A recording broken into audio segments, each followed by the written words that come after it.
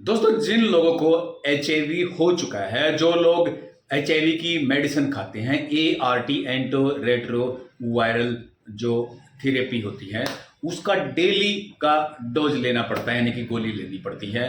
तो क्या होता है कि हर रोज रोज इंसान गोली नहीं ले सकता, उसकी मजबूरी है, उसको कंटिन्यू रखना उसकी मजबूरी होती है। देखो, कभी ना कभी बहुत सारे लोग होते हैं, देखो कुछ लोग तो ऐसे होते हैं बहुत ज्यादा अलर्ट होते हैं, कुछ लोग ऐसे होते हैं जो थोड़ा सुस्त होते हैं।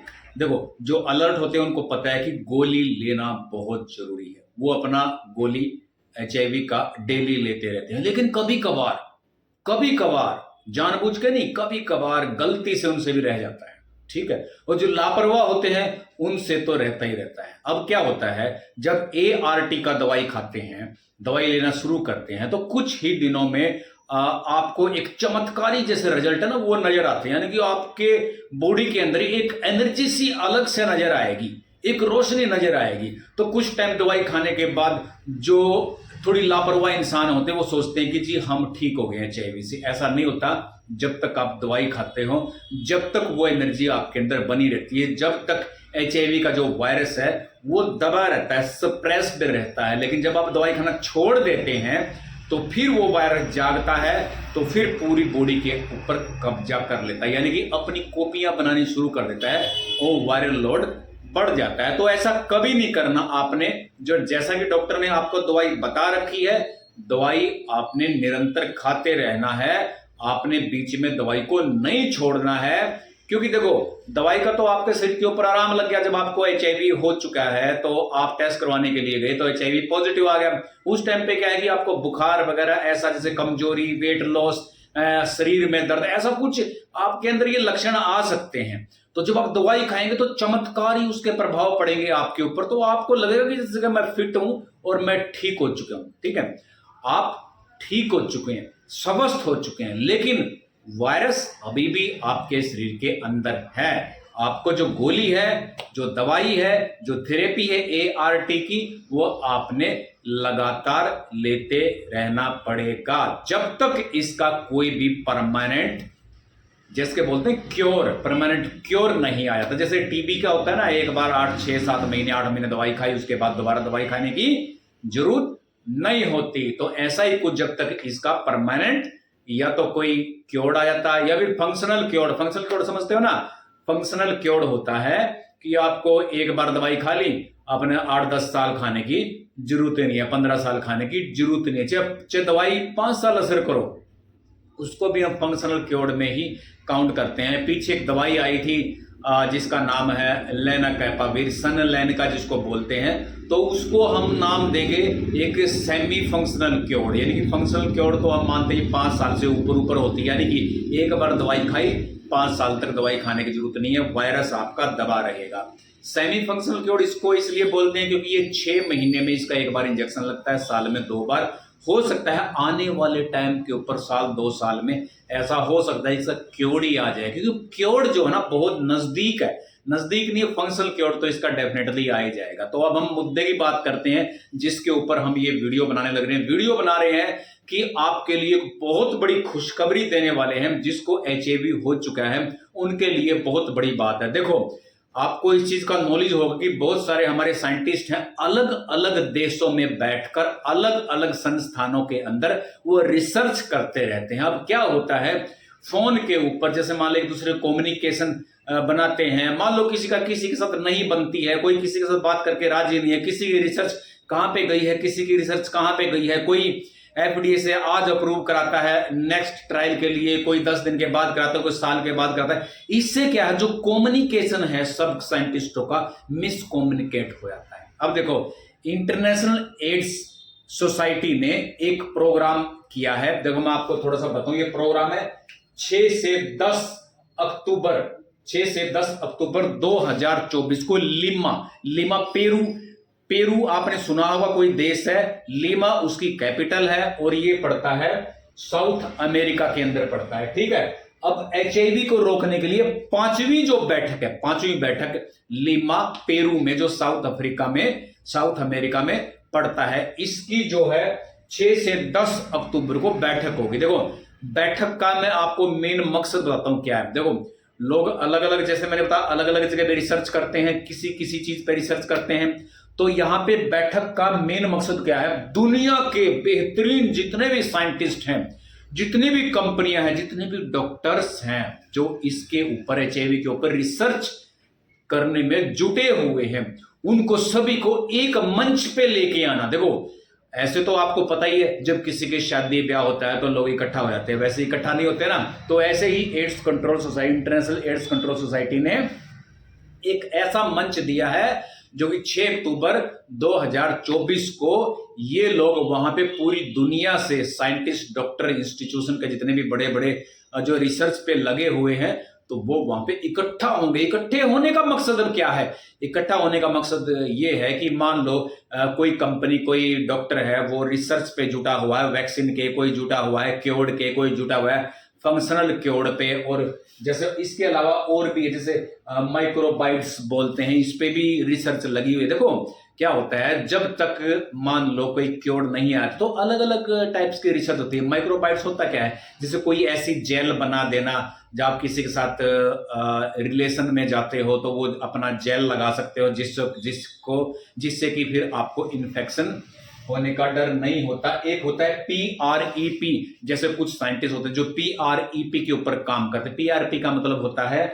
इसका मतलब होता है pre exposure prophylaxis. Pre exposure का मतलब होता है कि एक्सपोजर होने से पहले, मान लो कि आपको कोई खतरा है, मान लो HIV कम्युनिटी के अंदर आप रहते हो, यानी कि आप रिसर्च करने में जुटे हो, बार बार ब्लड सैंपल आपको लेना पड़ता है उनका, तो उसमें ये PrEP की जो दवाई है ये काम आती है। तो इसके ऊपर भी रिसर्च है। इसके बाद बायोमेडिकल इंट्रावेंशन, जिसमें क्या होता है कि ये पता चलता है कि भी जो HIV का वायरस है, मान लो कि कई बार लेट डिटेक्ट होता है, मान लो किसी का तो जल्दी अर्ली स्टेज पे होता है, कईयों का लेट होता है डिटेक्ट, तो उसके ऊपर जो दवाइयां आज के दिन ART की दवाई है, और भी सारी दवाइयां हैं, वो कैसे असर करती हैं, या फिर इसके ऊपर कितना सुधार किया जाए कि वो जल्दी से जल्दी जाके असर कर सके। और सोशल एंड बिहेवियर इम्प्लीकेशन, इसका मतलब ये होता है कि जैसे मान लो किसी HIV का जो पेशेंट होता है, वो HIV होने के बाद उसका बिहेवियर कैसा होता है, दूसरे के ऊपर उसका क्या असर पड़ता है, उसके दिमाग के ऊपर क्या असर पड़ता है, वो क्या सोचता है, क्या करता है, उसके दिमाग में क्या क्या चीजें आती हैं,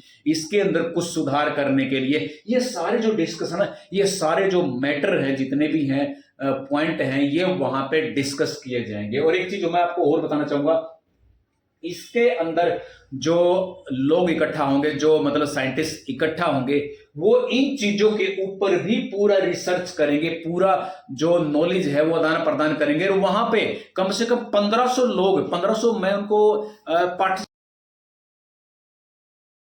रिसर्च में जो लगे हुए हैं, मतलब कि जिनके ऊपर रिसर्च करने लग रहे हैं डॉक्टर, 1500 ऐसे पार्टिसिपेंट तो HIV पॉजिटिव है, जिनके ऊपर ये सारे साइंटिस्ट रिसर्च करने लग रहे हैं। उनके ऊपर अलग अलग उनसे सवाल जवाब किए जाएंगे, जी आपके ऊपर ये दवाई देने का क्या असर हुआ, कोई एलर्जी तो नहीं है, मतलब सारा नोट डाउन करेंगे, उनकी family back history, immune system कितना कमजोर था आपका जब दवाई खाई, तो ये आपका किडनी के ऊपर, लिवर के ऊपर किसी तरह कोई असर तो नहीं पड़ा दवाई खाने के बाद, या फिर कोई डिप्रेशन में तो नहीं गया। ये सारी चीजें यहाँ पे एक दूसरे के साथ जो आदान प्रदान की जाएगी। एक चीज और मैं आपसे साझा करना चाहूंगा, इसमें जैसे अडेप्टिव इम्यूनिटी होती है। एडेप्टिव इम्यूनिटी का मतलब ये होता है कि एक ऐसा हमारे अंदर जो इम्यूनिटी होती है, और जो एंटीजन जो हमारे शरीर के अंदर आता है, तो उसके अगेंस्ट एक स्पेशल रिस्पॉन्स देना। तो ऐसा हमारे शरीर के अंदर कौन सा एंटीबॉडीज है, कौन सा इम्यून सिस्टम है, ताकि वो जब HIV का एंटीजन हमारे शरीर के अंदर आता है, तुरंत उसको रिस्पॉन्स दिया जाए। क्योंकि HIV का जो वायरस होता है, ये लेटेंट वायरस होता है, ये छुप जाता है जाके हमारी बॉडी के अंदर, तो इसको जल्दी से पकड़ पाना मुश्किल होता है। इसके अलावा देखो, उसके बारे में ये रिसर्च में पता करेंगे, जो हमारे बॉडी के अंदर जो है कितने जल्दी रिस्पॉन्स देते हैं, कितना लेट देते हैं, या तो जैसे मान लो कोई दवाई किसी के ऊपर असर करती है, तो वो कैसे पता चलाते हैं, लोड से मान लो कि सभी को एक ही टाइम पे और एक ही दवाई दी जाए, कि अनडिटेक्टेबल हो। शुरू में 1500 लोगों को, ठीक है जी, दवाई देने के बाद उनको जो भी उनको क्योर्ड दवाई देनी है, फंक्शनल क्योर्ड की दवाई देनी है, वो सभी को दे देते हैं। देने के बाद फिर कुछ टाइम पीरियड होता है, उस टाइम पीरियड सबके अंदर ये चेक किया जाएगा, किसी का जल्दी बढ़ जाएगा, किसी को असर पड़ेगा, तो ये सब की जांच होगी जो हमने दवाई दी है, कितने साइड इफेक्ट हुए, सारा। इसके अलावा और देखो बिहेवियर रिसर्च, इसमें क्या होता है कि हिस्ट्री का पता किया जाता है कि जी कितनी देर के बाद इसको पता चला। कईयों को बाई बर्थ जैसे मदर को होता है, कईयों को जैसे इन्फेक्टेड नीडल। ये चीज है कि कम्युनिकेशन के तरीके से, कम्युनिकेशन का मतलब होता है कि लोगों को पता ही नहीं तुझे टेस्ट करवाना चाहिए, तो इसके अंदर बीएस एंड एचआईवी प्रिवेंशन, इसमें क्या होता है, एक प्रकार का एक स्पेशल एंटीबॉडी बताता हूं क्या होता है। जैसे जब कोई शरीर के अंदर वायरस घुसता है, जैसे मान लीजिए एचआईवी का वायरस घुसता है ना, तो घुसता है तो हमारे वायरस को एंटीजन बोलते हैं। जब हमारे शरीर के अंदर घुसता है तो हमारे शरीर के अंदर क्या होते हैं, एंटीबॉडीज होते हैं जो हमारे शरीर की रक्षा करते हैं। तो वो जो वायरस है वो किसके अंदर आगे घुसता है, टी सेल के अंदर, जिसको होते हैं उसके अंदर आके बैठ जाता है। तो देखो एक जो क्या करता है कि तो एक उसको डिटेक्ट कर लेता है। नो से पहले जब जैसे मैंने बताया ना, एचआईवी का जो होता है बीएनए बीएस, ये क्या करता है, जब आपको किसी का पता चलेगा ना, दुश्मन का पता चलेगा, बॉडीज है जो उस वायरस को ढूंढ लेता है, तो सकती है कि ये ढूंढ लेगा वो दूसरी जो ऐसा क्योर कोई दवाई का रिसर्च हो सकता है। ये बहुत ज्यादा। इसके अलावा देखो community engagement and prevention research. अब कम्युनिटी एंगेजमेंट कितनी होती है, आपस में कम्युनिटी एंगेजमेंट बहुत ज्यादा होती है। कोई किसी को टच करता है, कोई देखो जी को पता नहीं होता एचआईवी फैल जाता है, लोगों को पता नहीं होता, कोई बंदा चला जाता है कहीं पे, कोई चलाता है कहीं पे, वहां जाके वो दूसरे के साथ रिलेशन पर भी रिसर्च की जाएगी कि तो इस चीज को कैसे रोका जाए। देखो आप अगर एचआईवी को रोकोगे ना, रोकने से ही आपके अंदर बहुत ज्यादा पॉजिटिविटी आनी शुरू हो जाएगी। जब आंकड़े उनमें थोड़ी पॉजिटिविटी आती है, इस चीज पे आती है कि कोई चीज का रोकने का कोई साधन मिल गया है, और उसके ऊपर अगर क्योर्ड भी आ जाता है साथ में, या फिर फंक्शनल क्योर्ड आता है, तो ये बहुत conception pregnancy and HIV prevention. अब क्या होता है कि मान लो कि कोई लड़की है, उसको पता ही नहीं है और प्रेगनेंसी हो जाती है, तो मान लो कोई लड़का उसके अंदर एचआईवी पॉजिटिव, उसको पता नहीं है, भी चला जाता है, प्रेगनेंसी के दौरान उसको एचआईवी अंदर एचआईवी का कैसे रोका जा सकता है। अब के दौरान एचआईवी टेस्ट यानी कि वायरल मार्कर टेस्ट किए जाते हैं, मैंडेटरी है ये टेस्ट। लोड बढ़ेगा जब तक एचआईवी टेस्ट हो जाता है, अगर वायरल लोड ज्यादा आता है तो पकड़ में आता है, फिर वायरल लोड को कम कर देता है, जाने का खतरा कम हो जाता है। इस चीज के क्योर वायरल रेडिकेशन, ये रिमिशन।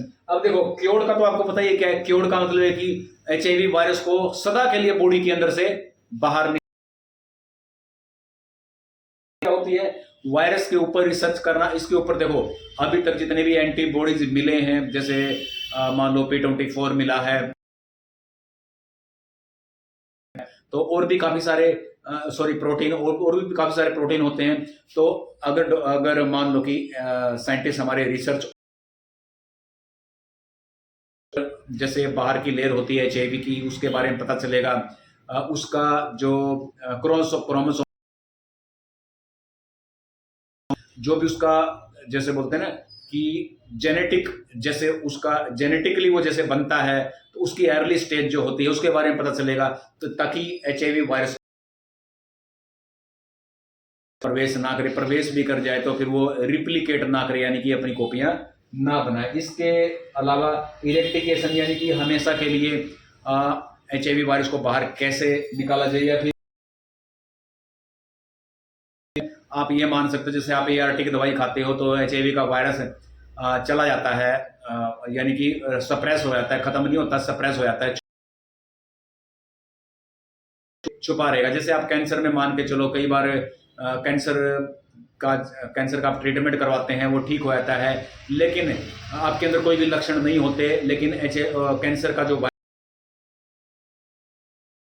लक्षण नहीं होते, मुड़ के वो दोबारा आता है। इसके ऊपर भी रिसर्च के बारे में वो डिस्कस करेंगे कि कैसे एचआईवी का जो वायरस है वो सप्रेस्ड होने के बाद लंबे समय तक सप्रेस्ड है, यानी कि दोबारा मुड़ के वापस ना आए। अगर वो दोबारा मुड़ के वापस आता है तो म्यूटेट हो जाता है। म्यूटेट होने का मतलब समझते हो, यानी कि वो रंग बदल लेता है, तो फिर वो जो दवाई आप खाते हो ना एआरटी की, वो फिर किसी काम की नहीं रहती, फिर नई नई साइड इफेक्ट है क्या नहीं है। तो हम उम्मीद करते हैं कि आने वाले टाइम पे अगले 2 साल में इसका क्योर आ सकता है, बहुत ज्यादा उम्मीद है। खासकर जीलेड जो कंपनी है तो वो इसका फंक्शनल क्योर लेके आ सकती है। लेना कैपाविर इसका सेमी फंक्शनल क्योर आ चुका है, 2 साल में इसका फंक्शनल क्योर आ सकता है। हो सकता है कोई ऐसा टीका आ जाए जो 5 साल में एक बार लगे, या फिर 10 साल में